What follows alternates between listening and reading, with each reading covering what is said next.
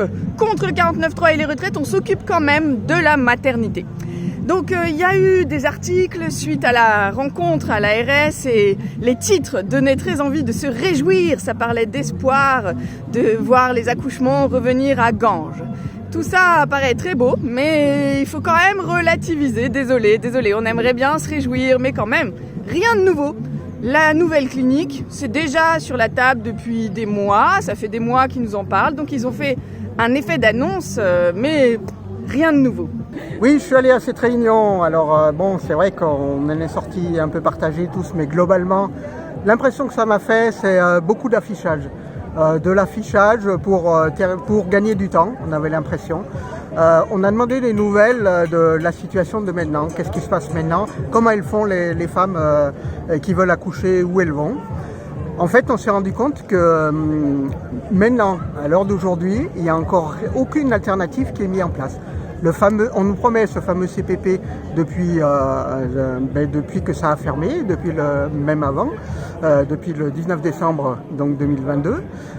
Sachant que Lamine Garbi savait très bien que la maternité allait fermer en fait depuis pratiquement plus d'1 an, il aurait pu effectivement commencer à préparer ce qu'il avait appelé un plan B au départ, mais en fait on s'aperçoit que 3 mois après la fermeture, il n'y a rien qui a été mis en place. Et mieux que ça, donc il y avait du personnel qui était encore en activité, notamment il y avait 2 postes de sage-femme à plein temps au mois de décembre. Maintenant il n'y a plus qu'un poste de sage-femme à plein temps. Donc on a même l'impression que les soins, tous ces soins autour de la maternité ont diminué, quoi. Et puis, ce n'était pas un problème de locaux. La maternité, elle n'a pas fermé à cause de la vétusté des locaux, mais d'un manque de personnel et d'une volonté de la direction de maintenir les équipes en place. Donc, qu'est-ce que ça va changer d'avoir une nouvelle clinique ? Dans 4 ans, on pourra nous rejouer la même histoire, de nous dire « Désolé, on n'a pas de professionnels, on ferme ». Ça ne change rien. Bonjour, alors Emmanuel Grieux, tu es maire de Mandagou et tu étais toi aussi à la réunion à l'ARS pour l'avenir de la maternité. Qu'est-ce que tu en as pensé ? Quelles sont les nouvelles ? Où en est-on ? Et oui, alors donc j'étais aussi pour représenter donc la communauté de communes du Pays Viganais.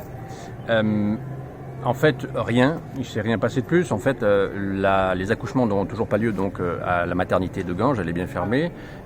Les annonces officielles de Didier Jaffre, c'est la maternité est toujours maintenue dans le schéma régional de santé, ce qui est des mots qui se veulent rassurants, mais qui dans les faits n'apportent toujours pas de solution sur l'ouverture de la maternité actuellement. Le CPP est en cours d'installation avec les services du CHU de Montpellier au sein de la maternité, mais ne sont toujours pas opérationnels à 100%. Seulement une partie des IVG peut éventuellement s'envisager au sein de la clinique.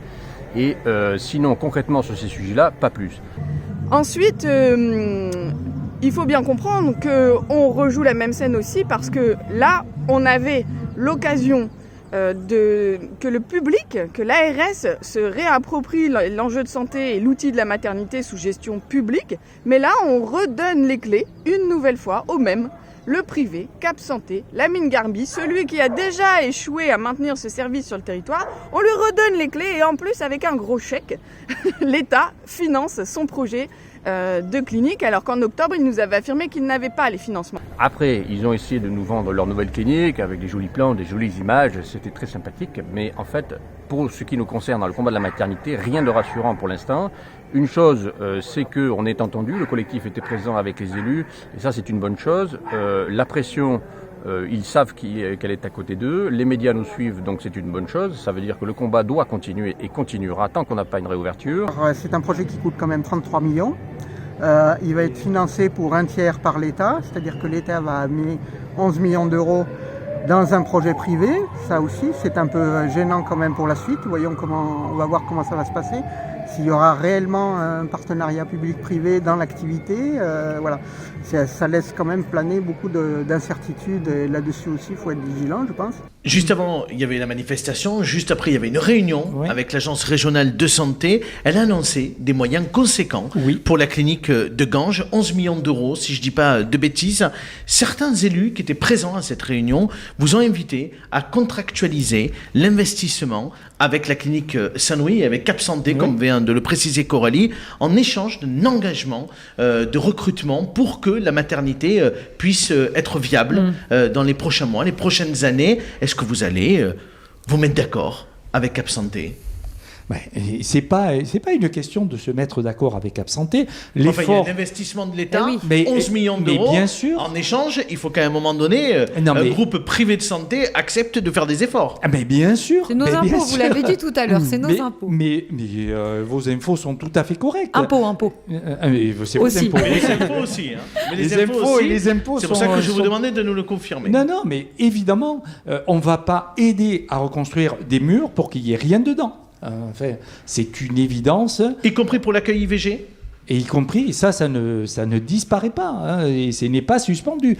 Donc il y a eu une sorte d'échange pour dire, si vous voulez la clinique, moi il me faut l'argent pour faire... si vous voulez la maternité, il me faut l'argent pour faire la clinique. Bon, on peut quand même se questionner sur le format des tractations qui sont en cours. Et le résultat est le même.